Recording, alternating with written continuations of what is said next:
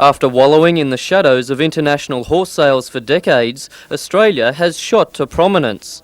In 1991, 11.5 million, so that was before Barcelona, 11.5 million export dollars were identified in the Olympic disciplines of show jumping, eventing and dressage. And so it's a very big industry and it's just going berserk at the moment.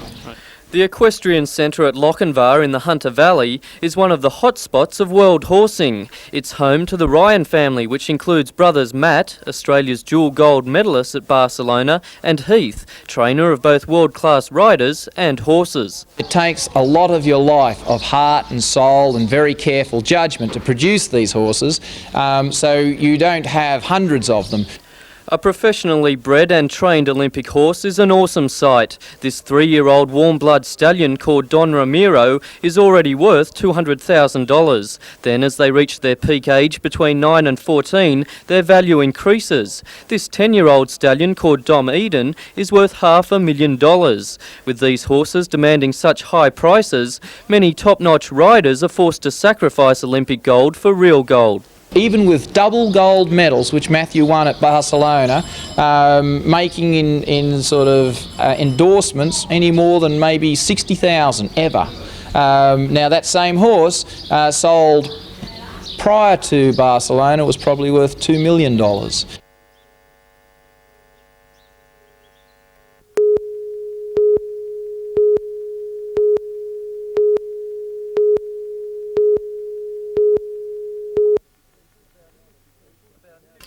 About 50 people turned out at Kersley Community Hall for the launch. Many of them grew up in the coal mining area of Cessnock, and most are mentioned in the book.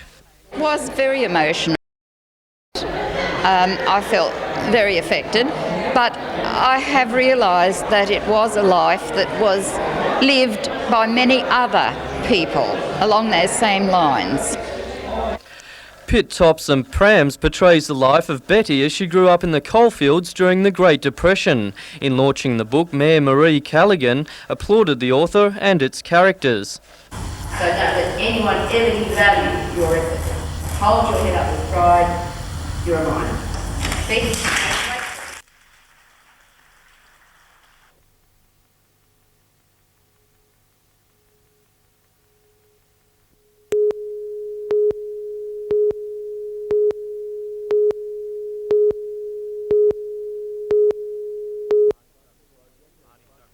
The Honeysuckle project has a budget of almost $25 million this financial year. Development of accommodation to bolster the city renewal concept will step up a gear in the next few months, with restoration of the former Wickham Public School site for one-bedroom units.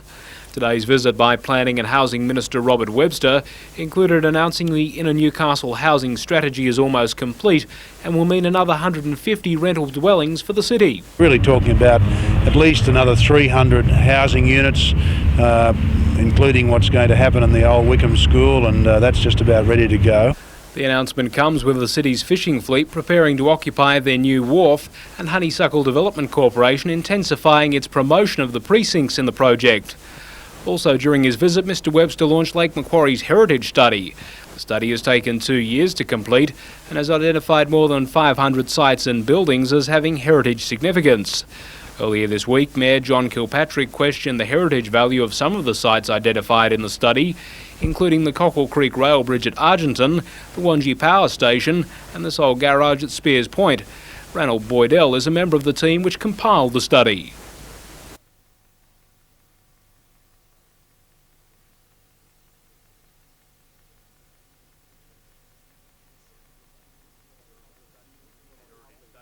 The heritage study will be put on public exhibition before going to council for consideration.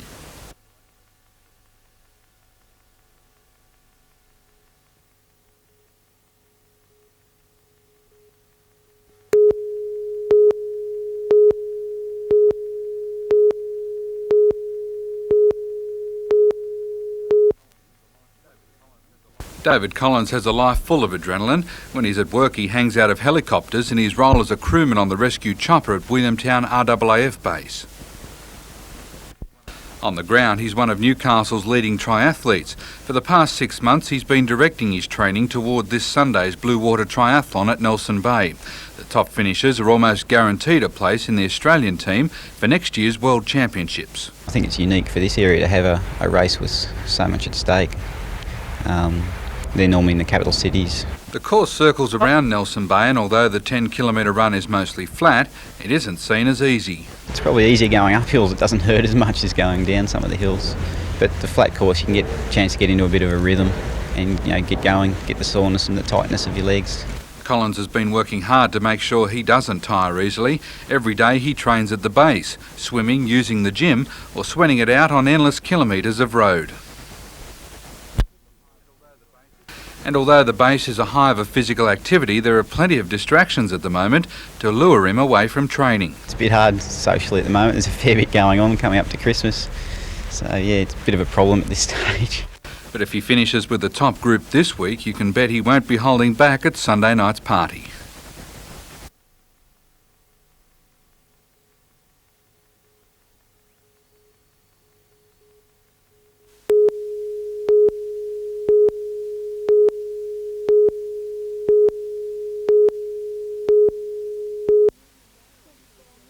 $24 million is being pumped into the campus, with the bulldozers preparing the ground for Stage 1. The expansion will be done in 4 parts, with the overall project to be completed by 2005. It will allow the university to boost its Central Coast enrolments from 500 to more than 8,000, and the Director of Development says it's long overdue. Certainly here on the Central Coast, there is no doubt that there is a growing demand and a growing need for such a service. The Central Coast is one of the fastest growing areas in the nation and is recognised as such by the Commonwealth authorities who are funding this project. These first earthworks should be completed by April, with the science lab and staff offices erected by the end of next year, and by 1990. Tourism and hospitality faculty and library will be completed. Yes, I get very excited about it. I mean, we've really started from scratch here, and it's really quite a buzz to see what is happening now as we get the groundworks done so that we can start the building program. The university's $24 million outlay is part of a plan to secure its future in the expanding Central Coast community. Jenny Crouch, NBN News.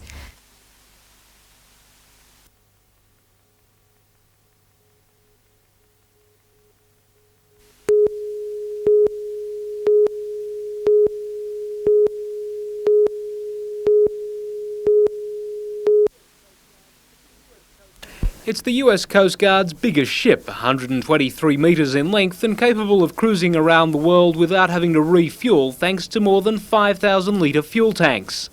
The Polar Sea has arrived in Newcastle for a rest and recreation visit before making its way to the Antarctic to begin icebreaking and research duties around New Year's Day. Our primary mission is to break in the channel to McMurdo Station so that the oil tanker and the supply ship can get into McMurdo. And we also do some science down there. We are a research vessel. Amongst the cutter's features are its 2 French-built Aerospatiale Dauphine helicopters, similar to those used by the Lifesaver Rescue Helicopter Service in northern New South Wales. The Coast Guard aircraft perform multiple roles. The Coast Guard uses these also as a rescue craft, and on this ship we use them for ice reconnaissance, and also when we get to our science stations, the scientists have uses for them to go ashore and off to ice floes and what have you. The Polar Sea is crewed by 150 personnel, with both men and women serving on the ship.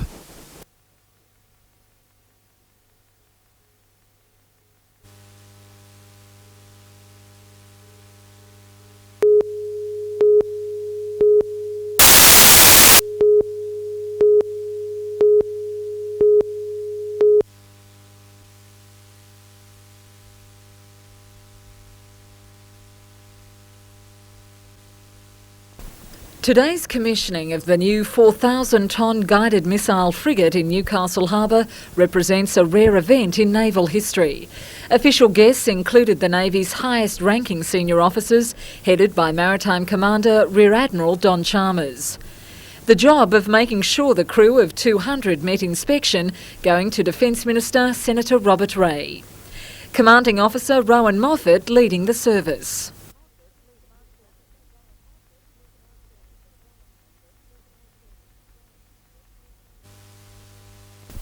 With the naval blessing completed, HMAS Newcastle's commissioning pennant was hoisted, the vessel and ship's company proudly taking their place in the Navy's fleet.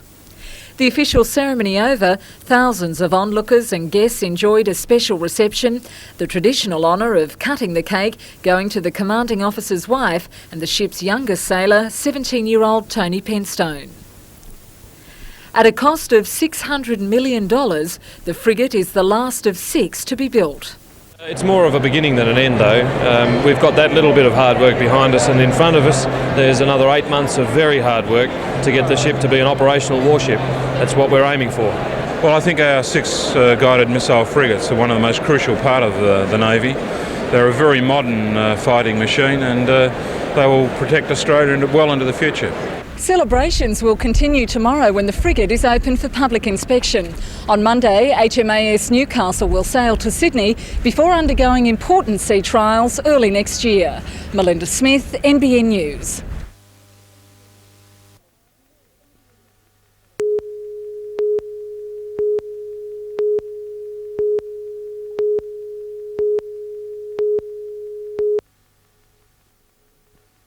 Years of first-grade knowledge have gone into the development of the pads. 12 months ago, Robbie McCormack, Glenn Miller and Brad Godden designed their prototype, and all last season trialled the new gear themselves or with the night's lower grades.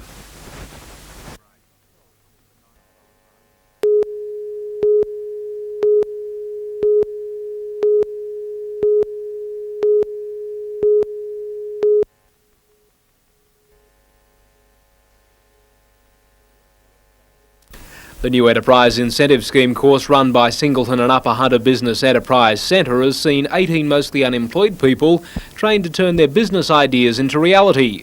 For Muswellbrook rodeo competitor Steve Wilson, the course could see the Wilson Western Wear name on the Australian circuit long after he gives up riding. The wife made me a couple of shirts and we created a bit of interest with those, and a few of the mates asked what the go was with them, and we sort of started from there. And we seen we were making shirts, we decided if we're going to start making shirts, we might as well be making chaps and carting a bit of other gear around and catering for these rodeo fellas. Wife and business partner Narelle, who completed the Nice course, says they're aiming for export markets. We're looking at export markets because overseas Australian-made products are always number one items. So we hope to get that big that we can export and get some sort of market up. 5 courses have now been completed in the Upper Hunter with a high success rate. 81% of the businesses are still operating. 8 of 12 who have closed actually closed to take on full-time employment, and totally they've created over 89 jobs. Of the 18 fledgling business ventures, 11 are already trading, with another 4 expected in business by February.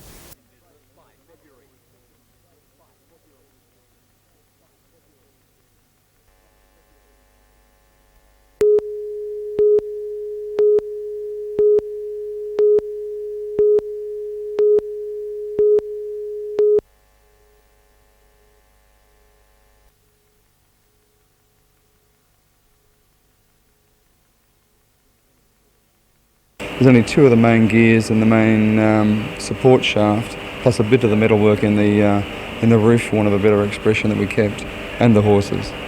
And that was it, everything else is new. It's taken 2.5 months to transform this 1915 American design carousel, but owner David Hankin believes the final product is a masterpiece. And this one's cost us about $120,000 at a guess, and I really am guessing because no one's done any work on that yet. Which is significantly cheaper than the $200,000 we were quoted for a new one, which I don't think would have looked anywhere near as good. The 6.5 metre construction has taken up a bit of extra space in the Newcastle Maintenance Workshop, usually housing damaged video and amusement games. Along with the mechanical overhaul, 3 artists have had the challenging task of giving the original horses new life and the historical joyride an international appeal. Virtually nothing could be retained except the horses and the basic framework, and everything else we had to design, and it was all a fairly hit and miss process basically.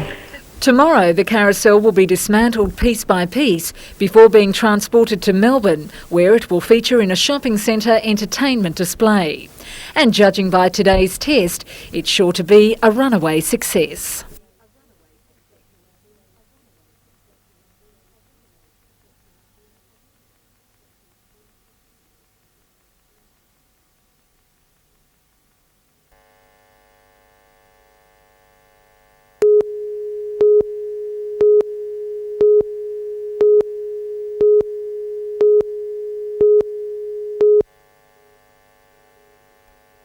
As the Commission of Inquiry continued into the expansion of the piggery, more controversy as the Environmental Protection Authority said the $80 million project would have a significant effect on the environment. At this stage, we are still not convinced by what has been presented to us that the development can proceed to the full development extent on this site. The piggery hopes to expand from 22,000 to 85,000 pigs. That would also include an abattoir killing up to 600,000 pigs per year. In the EPA submission, Brian Gilligan said if the expansion went ahead, a 5-kilometre area around the piggery should be tested regularly for odour and salinity. He also asked for scheduled pauses while increasing pig numbers. Representatives from Brown and Hatton, the owners of the piggery, were furious about the submission, saying the EPA was being impractical, but they would not comment on camera. The piggery debate has been raging since April last year. Since then, there have been a series of public meetings, 6 days of the Commission of Inquiry and a guided tour of the piggery, but the issue is not settled yet. The inquiry wound up its submissions today. The Commissioner will now take 2 months to study the information before handing a report to State Minister for Planning, Robert Webster. Mr Webster should make a decision whether the expansion should go ahead in February. Peter Ryan, NBN News.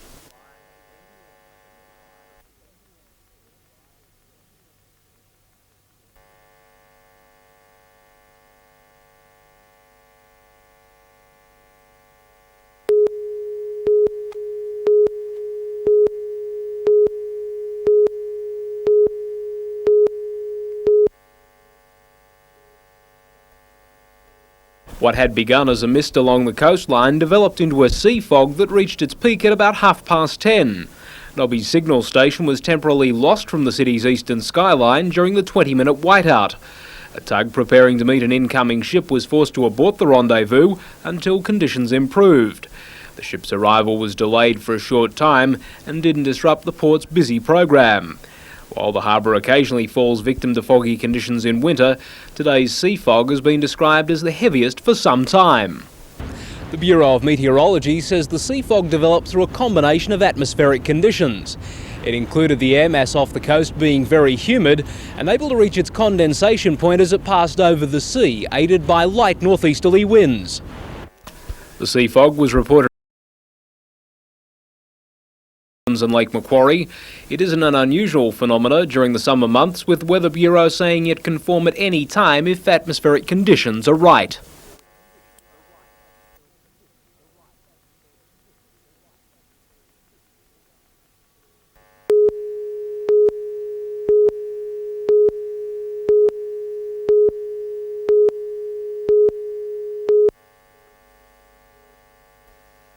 Breakers coach Jim Foley late last week received a letter from Socceroo coach Eddie Thompson asking for Foley to name his best.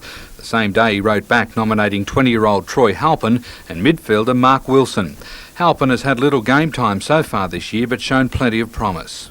Well, I think Troy Halpin's one of the most exceptional talents we've had in this area for a number of years. He's certainly a very talented young guy, and I believe given the opportunity he can make it to the top. 19-year-old Mark Wilson is currently in the youth team, but it's expected he won't be there for long. Just at the present time he's learning a new role. It's a little bit new to him. He's adapting very well to it, and he's another one that I think, put in the right environment, the sky's the limit. Tomorrow night at home, the Breakers play South Melbourne, a team that has played 3 games in 5 days.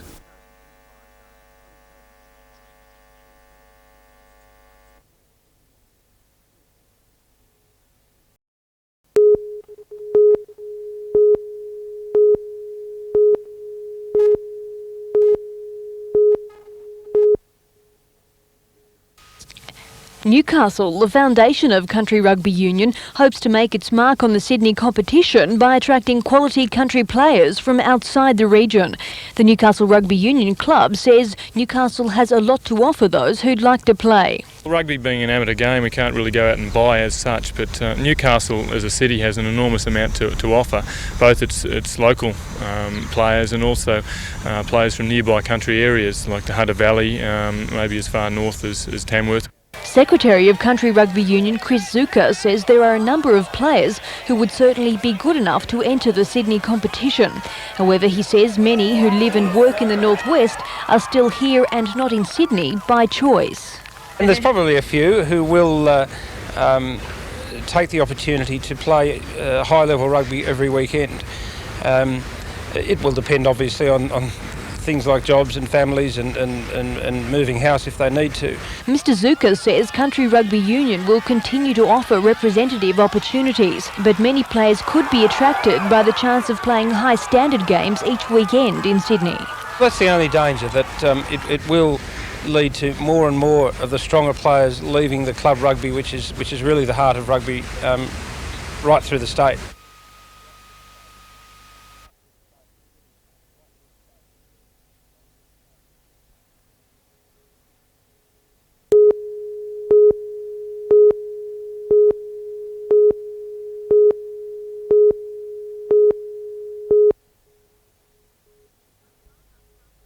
A farmer passing the dam at 11 yesterday morning noticed what he thought was an animal carcass. He returned 4 hours later to investigate and found it was a body. Skimming Gap Road was closed and detectives were called in from Maitland. The area is about 10 kilometres from Dungog, near where 12 people died in a hostel fire in 1991. According to police, the man was floating face up with his arms outstretched. They say he'd been dead for around a week. It's going to be treated as suspicious unless shown otherwise. A post-mortem examination carried out today failed to establish a cause of death. More tests will be done tomorrow. A task force of police and homicide detectives has been formed. They were joined by local SES volunteers in searching the area.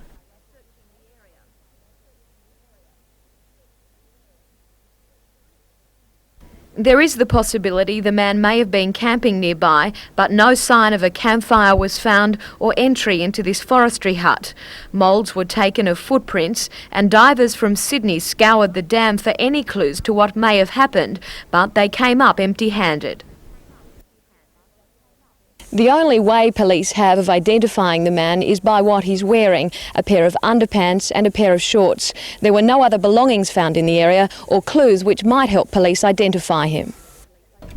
Police are searching missing person files. They've released a description. He's aged over 50 and has grey receding hair which is long at the back. His shorts were light blue and he has a prominent gold filling.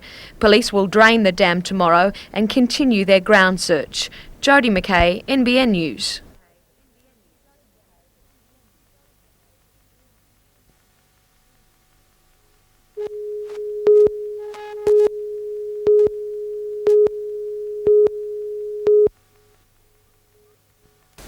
While its overall response is favourable, the Australian Council of Social Service says the unemployment green paper has its disappointments. Some of the disappointments include a total lack of any commitment to public investment spending within the document, and we believe that's necessary to create and further enhance job growth. The document also seems to target those who have been unemployed for over 18 months, whereas there's not a great deal of emphasis on those under the 18-month target. ACOS President John Fitzgerald recently submitted a 21-point plan to the government outlining solutions to Australia's growing unemployment problem. Many of those concepts have been picked up, including the Jobs Development Levy, the changes to labour market programs and a commitment to a fairer and more just distribution of working hours within the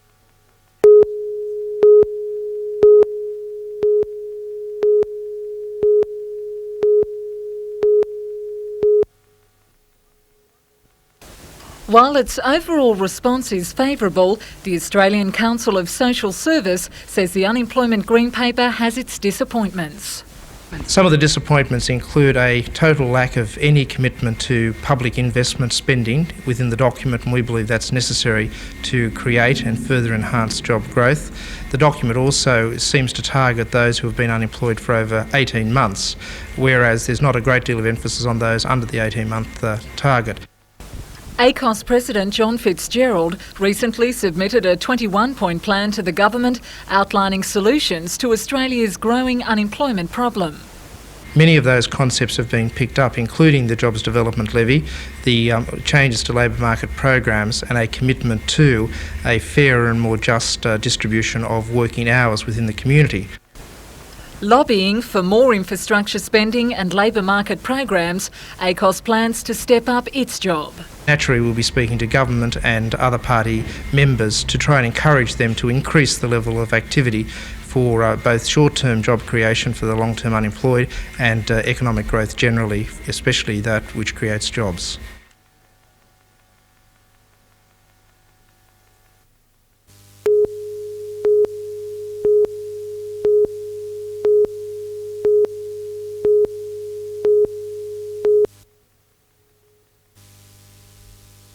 The second chemical emergency on the western side of Lake Macquarie in 24 hours, this time in Brighton Avenue, Toronto.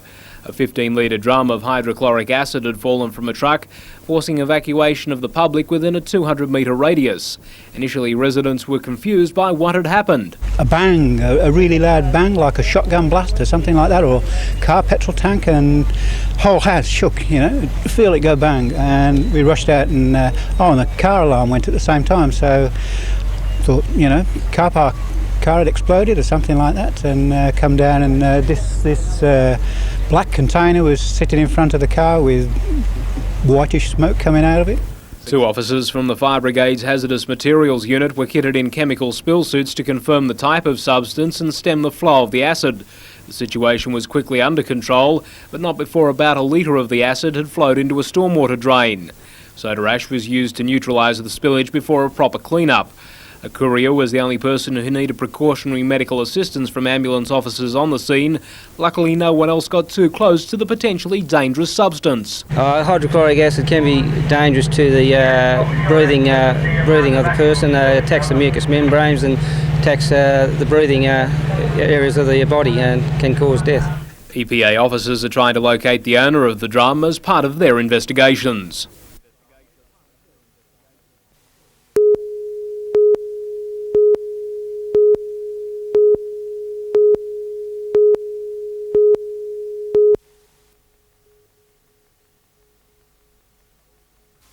Not all greyhounds spend their racing life running in circles. Once a pup has been taught to corner, good trainers make sure their dogs get plenty of time on the straight course, developing speed. And they'll all tell you that their greyhounds run much keener on a straight track, chasing the bunny in front of it all the way. And it's quite often for a trainer to have a greyhound get a bit sick of mechanical hair racing, bring him to the straight track, give him a couple of runs up the straight, and they find that he's renewed his keenness and he goes back to the circle and he's a much more improved greyhound.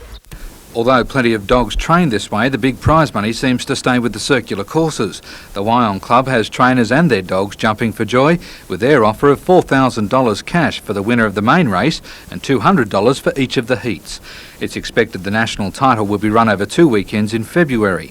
Leading trainer Dave Irwin is already priming his dogs for the 366-metre race. Well, hopefully I'll have 8 or 10, but I don't think just looking in the kennel at present, probably 2. Only the best 32 dogs in the country that nominate will be eligible for entry.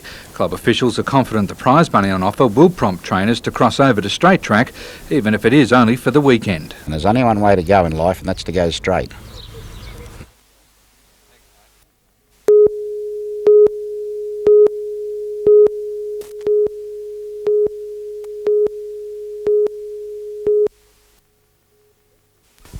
Every year, hundreds of patients across the Hunter undergo acute coronary care at the Mater.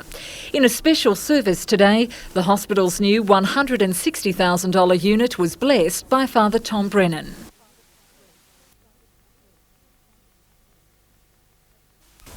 A steady increase in demand for services meant the Mater's coronary care facility, set up 19 years ago, needed to expand. The big change in recent times in coronary care is promoting return to normal more quickly. People are getting out of hospital in 5 days, and so we like to get people out of that acute phase in about 48 hours.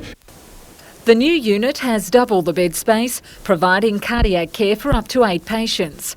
All are monitored via a special computer system and a high-tech radio, allowing hospital staff to keep a close watch on a patient's recovery after they leave. And with some of these that go onto this radio telemetry, they would wear a little gadget around on their belt with a wire attached to it going to their chest, and their heartbeat would be transmitted back to the same central station where there would be trained sisters to keep an eye on it. It's predicted up to 500 patients a year will now be treated, and for some regulars, the expansion has been welcomed. Couldn't ask for better. I've been into a few of the hospitals with this heart problem, and this has been the best. Melinda Smith, NBN News.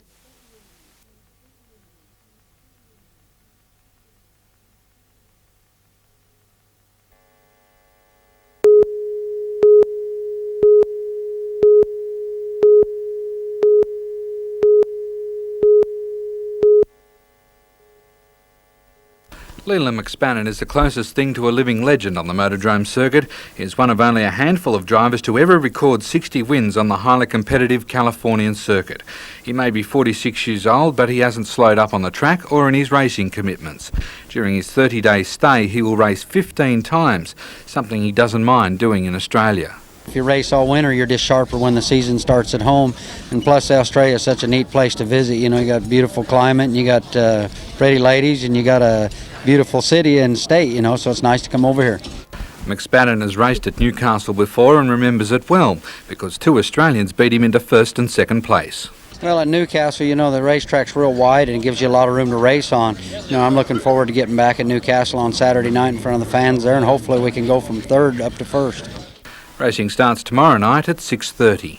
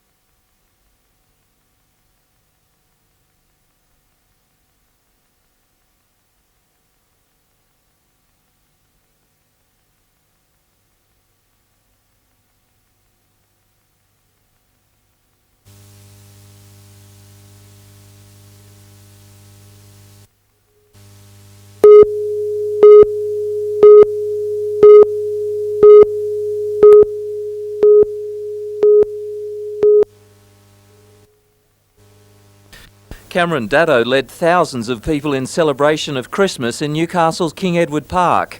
As the sun went down, the candles came out. It was a night for families, but in particular young children, starry-eyed with just a week to go till that special day.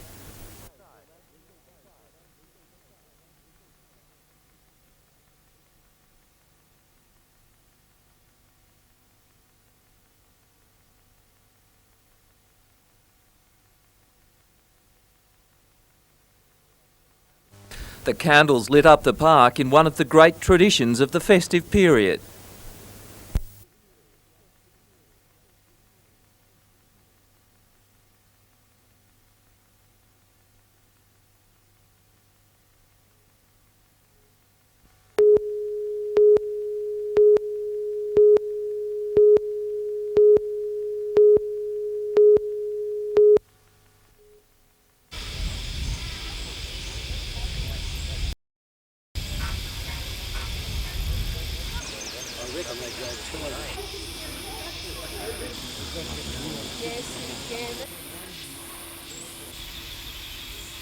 Use the ground covers to actually put the lamanders and.